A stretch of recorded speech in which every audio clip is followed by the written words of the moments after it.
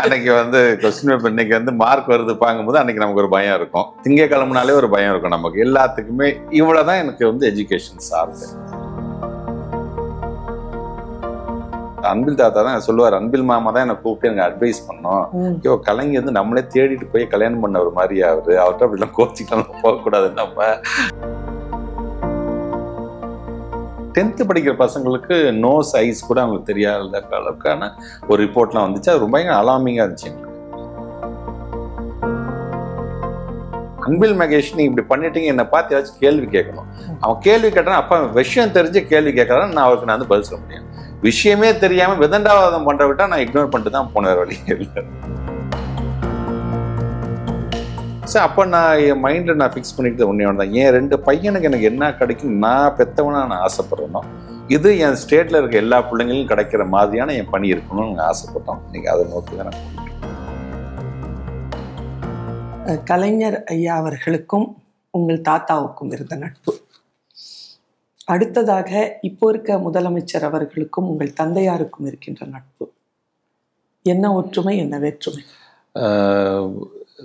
தாத்தாக்கும் அன்பில் தாத்தாவும் கலைஞர் தாத்தாக்கும் பார்த்தீங்கன்னா அஞ்சுங்கம்பாட்டி அந்த டயத்தில் சொல்லுவாங்க, சாப்பிட்றதுல கூட 2 பேரும் வந்து பக்கத்து பக்கம் சாப்பிட்டா கூட ஒரு மாமிசம் சரியாக சாப்பிடறதுல இது எப்படியா சாப்பிட்றது அந்த தட்டு எடுத்து இப்போ இது கடிச்சு சாப்பிடணும் அப்படின்னு சொல்லக்கூடிய அளவுக்கு தாத்தாவும் கலைஞர் தாத்தாக்கான நட்பு அது ஒரு விதமான நட்பு. அண்ணா மறைந்ததுக்கு பிறகு நடந்த 1971 நடந்த மாநாடை பற்றிலாம் கலைஞர் தாத்தா இவங்கெல்லாம் பேசும்போது ரொம்ப அண்ணா இல்லை, ஆனால் இந்த நேரத்தில் நாங்கள் ஒரு மாநாடு அது அந்த மாநாடு நடத்தும் விமர்சனமும் ஆகிடக்கூடாது.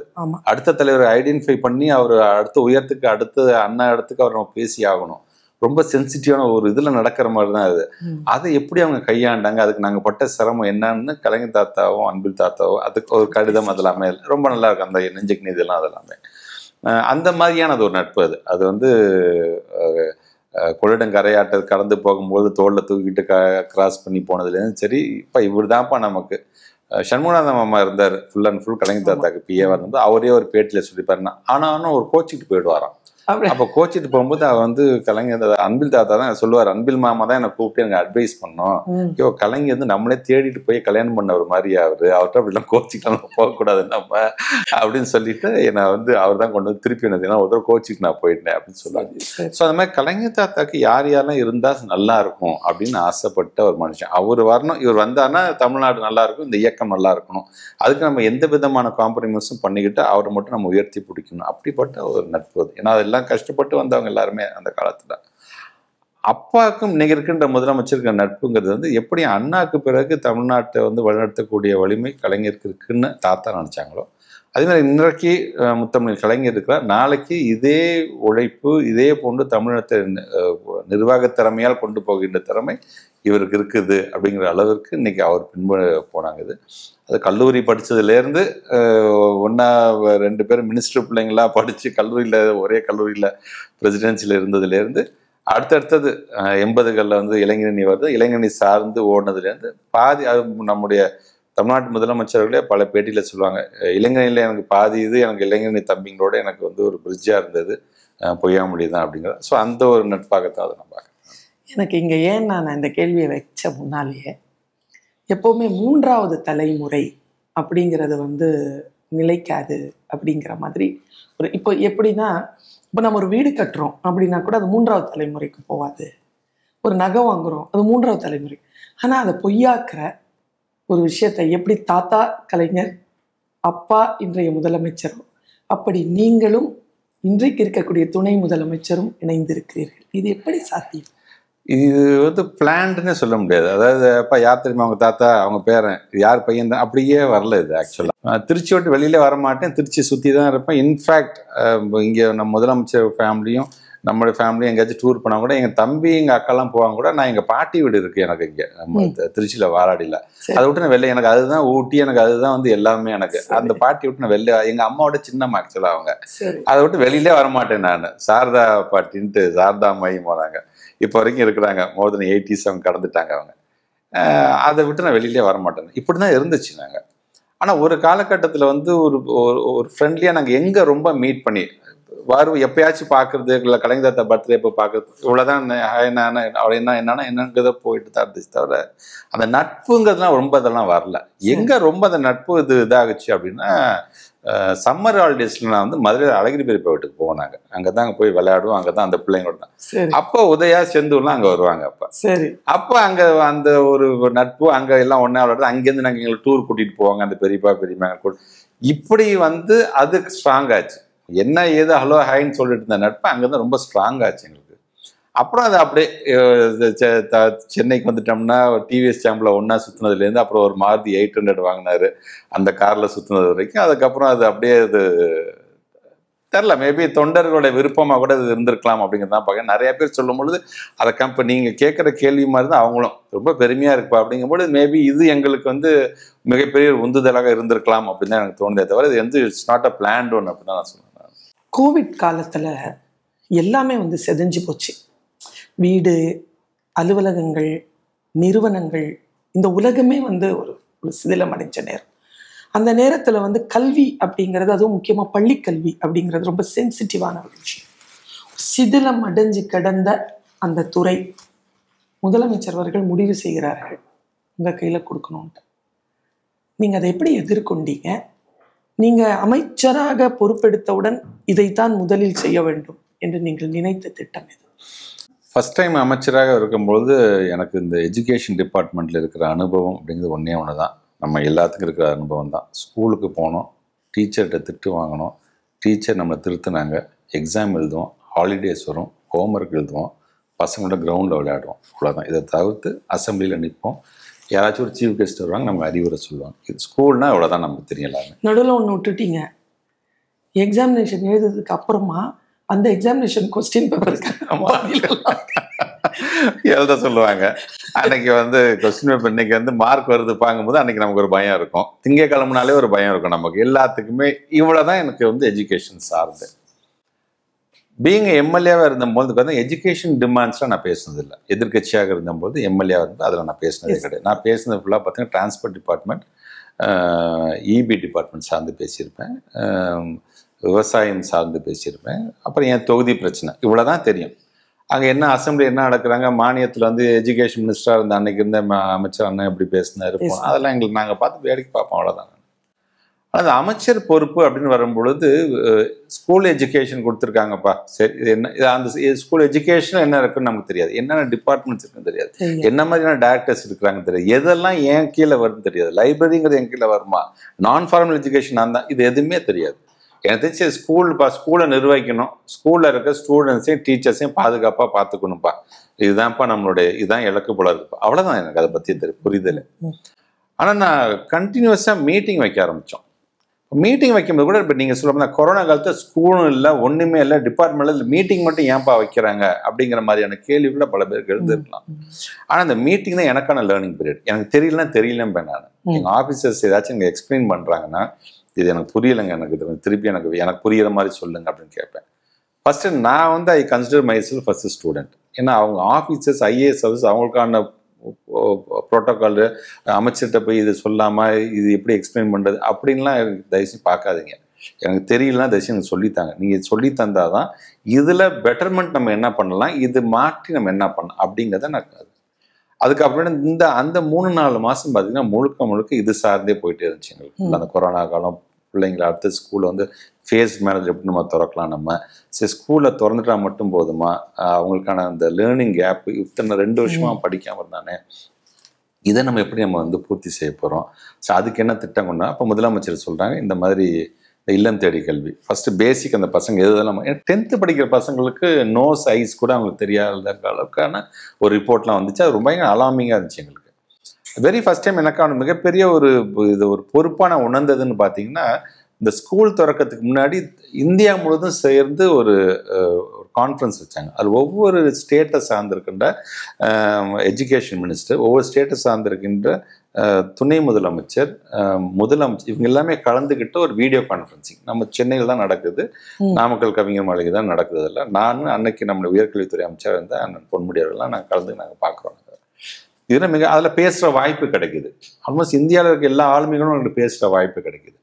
அப்புறம் ஒவ்வொரு எதிர்க்கட்சியை சார்ந்திருக்கின்ற தலைவர்கிட்ட நான் தொலைபேசியில் தொடர்பு கொண்டு பேசினேன். ஒவ்வொரு சட்டமன்ற அவங்கள்ட்ட பேசி இந்த 12th எக்ஸாம்லாம் வரப்போது இந்த ஸ்கூல் ஆரம்பித்தா நல்லாயிருக்கும், அது உங்களோட கருத்து என்ன கேட்கணும். அவங்களும் சில கருத்துக்கள்லாம் அவங்கள்ட்ட என்ன சொல்லும்போது, ஸோ இதெல்லாமே ஏதோ ஒரு சின்ன பையன் ஃபோன் பண்ணி கேட்குறான், இவனுக்குலாம் நான் பதில் சொல்லணுமா அப்படின்னு நினைக்கல. எல்லாமே இது எஜுகேஷன் அப்படிங்கும்போது எல்லாத்துக்கும் பொதுவானதான்.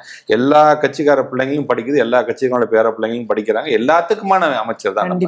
ஸோ அது உணர்ந்த ஒரு தருணமாக தான் அதை நான் பார்க்குறேன். இதில் வந்து அரசியல் செய்வதற்கான டிபார்ட்மெண்ட் இது கிடையாது. இது எல்லாத்துக்கும் என்ன யார் திட்டுறாங்களோ அந்த தலையோட பேர பிள்ளையும் படிக்கும், அந்த பிள்ளைக்கு நான் தான் வந்து அந்த பாதுகாப்பை உறுதி செய்யணும், கல்வி போய் சேர்ந்துச்சா நான் பார்க்கணும். ஸோ இது எங்களுக்கு பக்குவப்படுச்சு. இது பக்குவப்பட்டதுக்கு காரணம் என்ன, முதலமைச்சர் இந்த கொரோனா காலத்துக்கு கொண்டு வந்த ஒரு கமிட்டி, அந்த கமிட்டியில் முன்னாள் மக்கள் நல்வாழ்வுத்துறை அமைச்சர் இன்க்ளூட் பண்ணார்ல, என்ன ஏன் இவங்க சேர்க்குறேன். ஏன்னா நாங்கள் 2016 to 21 வரைக்கும் பார்த்த அசம்பிளியே வேற. அந்த அசம்பிளிலாம் பார்த்தீங்கன்னா நீங்கள் வந்து ஒரு தடவை நீங்கள் பார்த்துட்டீங்கன்னா உங்களுக்கு வந்து நமக்கு வந்து அது வேதனை போடுறதா சிரிக்கிறதா அப்படி இருக்கும் அதில். பட் இதில் என்ன எல்லாத்தையும் இன்க்ளூசிவாக கொண்டு வராரு. அப்போ அவருக்கு வந்து மக்களோட நலன் தான் முக்கியம். நம்ம நம்பி ஓட்டு போட்டாங்க, இதில் அரசியல் பார்க்காம கொரோனா காலத்தில் அவரோட எக்ஸ்பீரியன்ஸ் இருந்திருக்கலாம், அது சார்ந்து நம்ம என்ன கருத்துக்களை வாங்கிக்கலாம், இன்னைக்கு இருக்க மக்கள் வாழ்த்துறை அமைச்சரோட கருத்து என்ன, ஸோ இதெல்லாம் சேர்ந்து நம்ம பண்ணலாம் அப்படிங்கிற மாதிரியான அந்த ஒரு இன்க்ளூசிவ் கமிட்டி போட்டும்போது அப்போ அவரே அப்படி இருக்கிறதுனா அப்போ நாம எப்படி இருக்கணும். ஸோ நம்ம விஷயம் இது எல்லாருக்கும் எல்லாம் அப்படிதான் திராவிட மாடல் அப்படிங்கிறோம் அப்படிங்கிற மாதிரி. ஸோ இப்படி கொஞ்சம் கொஞ்சமாக தான் நான் கற்றுக்கிட்டேன். ரிவ்யூ மீட்டிங் நிறைய வைக்க ஒவ்வொருத்தரோட கருத்துக்களை சொல்ல அதை நான் அதிகமாக நான் வந்து தெரிஞ்சுக்கிட்டேன் நான்.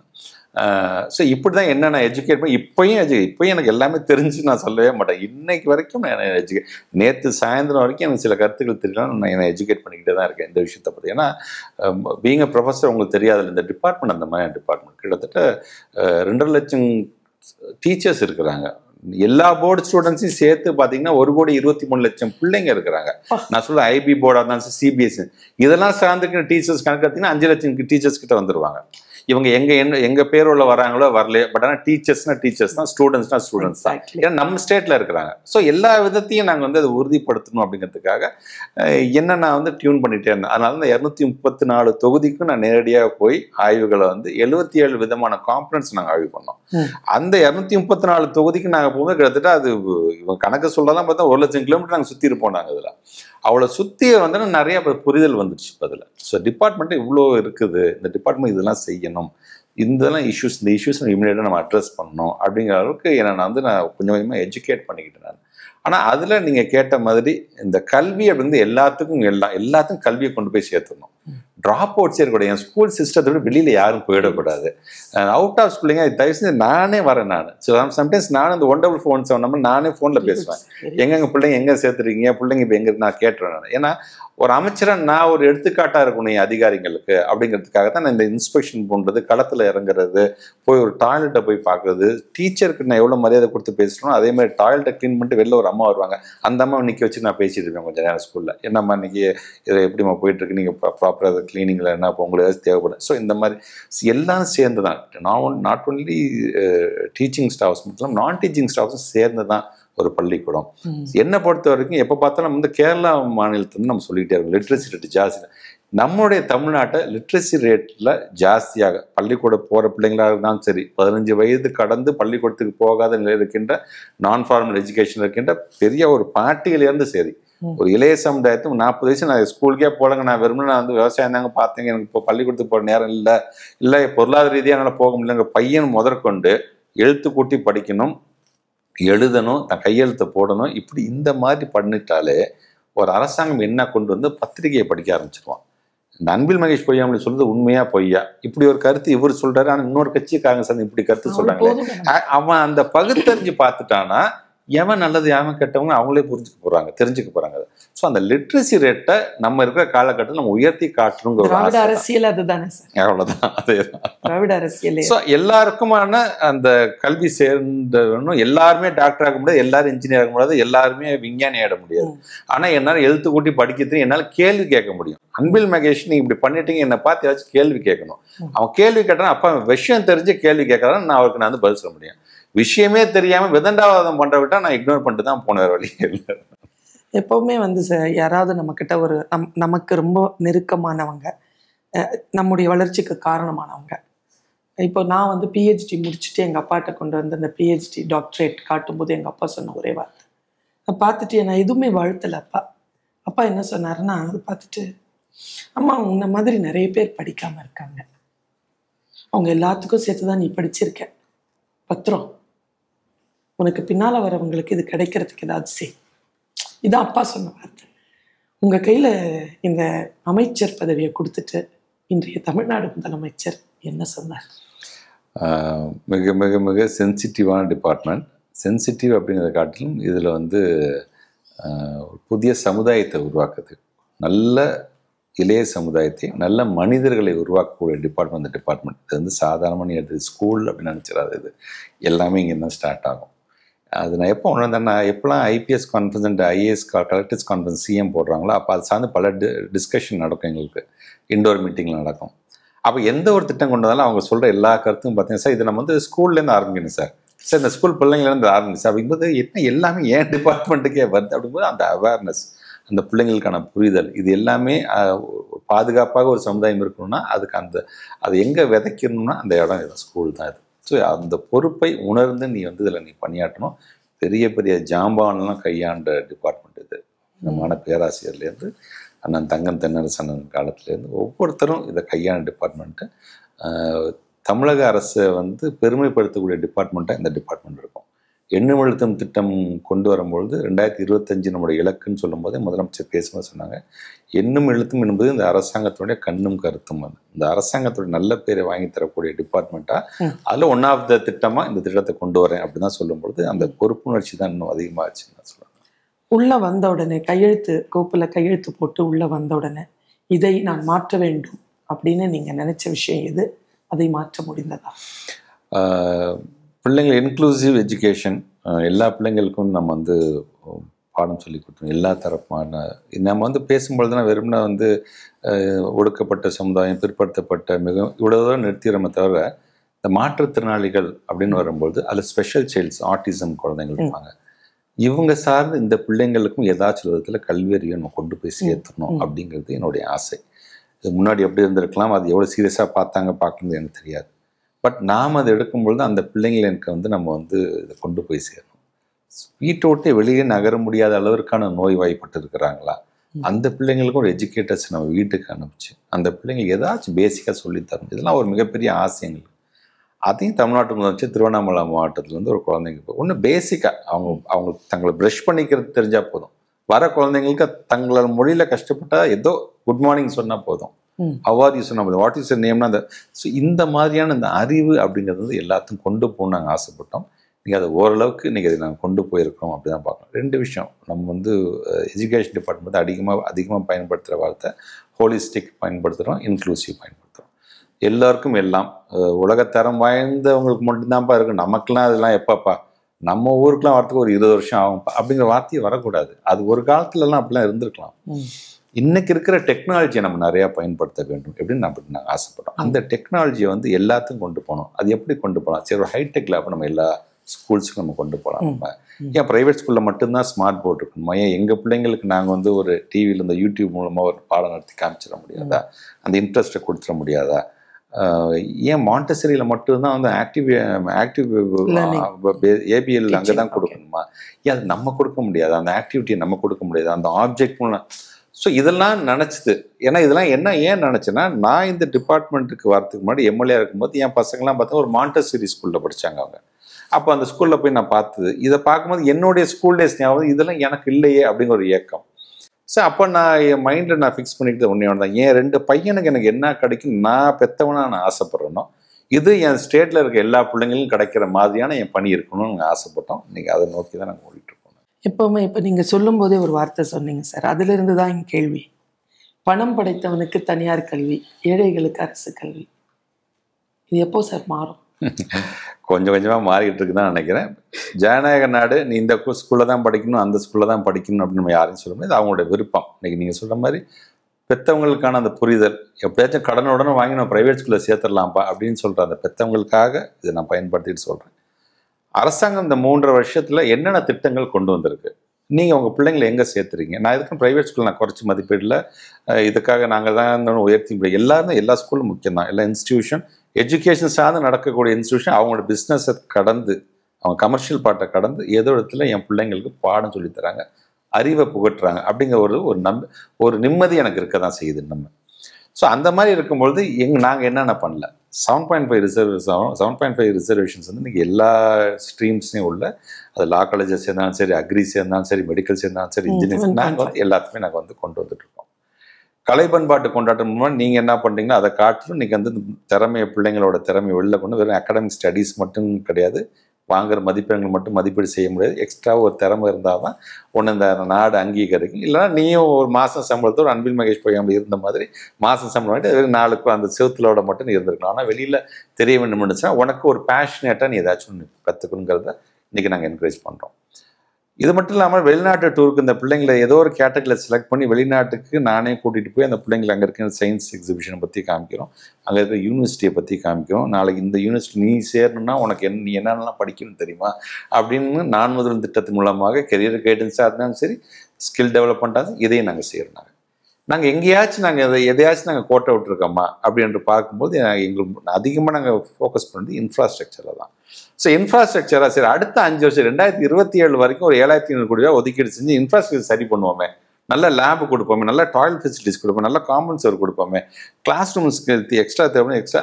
ஸோ இப்போ அதை நோக்கி நாங்கள் போயிட்டுருக்கோம். நாங்கள் ஸோ நீங்கள் பெற்றவங்களுக்கு நான் வைக்கிற வேண்டுகோள், உங்கள் பிள்ளைங்க எங்கே வேணால் சேருங்க. நீங்கள் உங்கள் பிள்ளை என்ன ஆகணும்னு ஆசைப்படுதோ அந்த பிள்ளைக்கு அந்த ஆகிறதுக்கான எல்லா முயற்சியும் பண்ணுவீங்க. ஆனால் கடனுடனே வாங்காமல் இதை தருவதற்கான இந்த சர்வீஸை தரத்துக்கு எங்களோட பிளாட்ஃபார்ம் இருக்குது.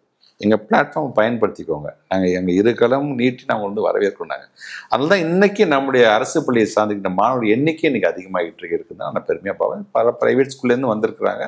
உள்ளபடியே எங்களுக்கு எல்லா பிள்ளைங்களும் நாங்கள் ஒரே மாதிரி பார்க்குறதுனால அது ப்ரைவேட்டு, அரசு பள்ளி, அரசு உதவி பெறும் பள்ளி நான் பிரித்து பார்க்கவில்லை என்று சொன்னாலும் பெற்றவர்களுக்கான புரிதலுக்காக இதை நான் சொல்கிறேன்.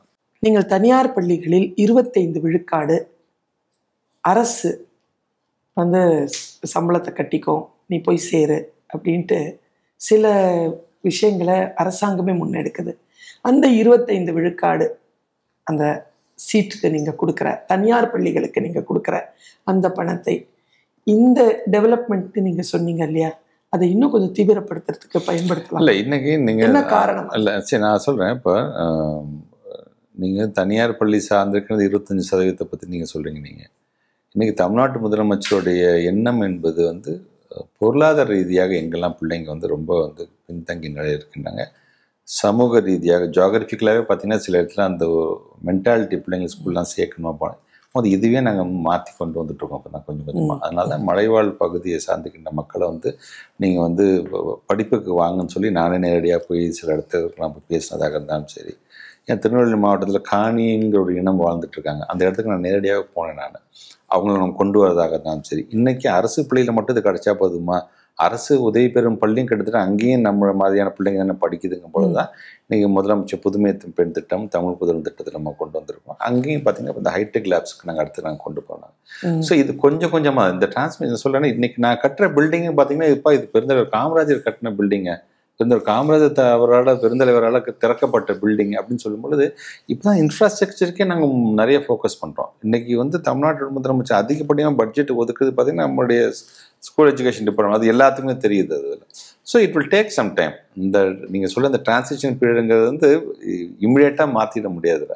இது வந்து நீங்கள் சொல்ல மாதிரி அரசு ஊழியர்கள்ங்கிறது, அரசு ஊழியர்கள் பெரிய குடும்பம், அது குடும்பத்தை சார்ந்துக்கிட்டாங்க உறுப்பினர்கள், அது நிதி சார்ந்த பிரச்சனை இருக்குது. அரசாங்கம் வந்து டக்குன்னு ஒருத்தர் விட்டுட்டு போயிட முடியாது. ப்ரைவேட்காரன் என்னைக்கு வேணால் அவங்க கழட்டி விட்டா எனக்கு என்ன எனக்கு ப்ராஃபிட் வரல அதெல்லாம் இதை நான் க்ளோஸ் பண்ணிட்டு போகிறேன்னு, பட் அரசாங்கம் அது கமிட்மெண்ட் ஆயிடுச்சு அப்படின்னா அந்த உறவோடு அதை மெயின்டைன் பண்ணக்கூடியதாகத்தான் அதை நான் பார்க்குறேன். முதலமைச்சரோட 234 தொகுதி நான் போயிட்டு இருக்கும்போது அங்கே எதாச்சியா ஃபோன் அடிக்கிறாங்க, அவங்களுக்கும் தெரியாது. இன்னைக்கு எங்க ஆய்வு பண்ணிட்டு இருக்கேன்னா ஜென்ரலா கேட்கறாங்க. சரி இன்னைக்கு தான் சொன்னேன் 234 தொகுதி முடிக்க போற உங்க தொகுதிக்கு தான் நான் போயிட்டு இருக்கோம், அப்படியே அசியாச்சு நீ பாருன்னு வச்சுட்டாங்க. இன்ஸ்பெக்ஷன் பண்ணிட்டு பார்த்தா அந்த மரம் ஃபுல்லா பாத்தீங்கன்னா இந்த கோயிலெல்லாம் இது கட்டி வச்சிருப்பாங்க பாத்தீங்கன்னா, அந்த மாதிரி ஒரு பேப்பரா தொங்கிட்டு இருக்கு. என்னன்னு கேட்டா போய் பார்த்தா மேக்ஸோட ஃபார்முலாஸ்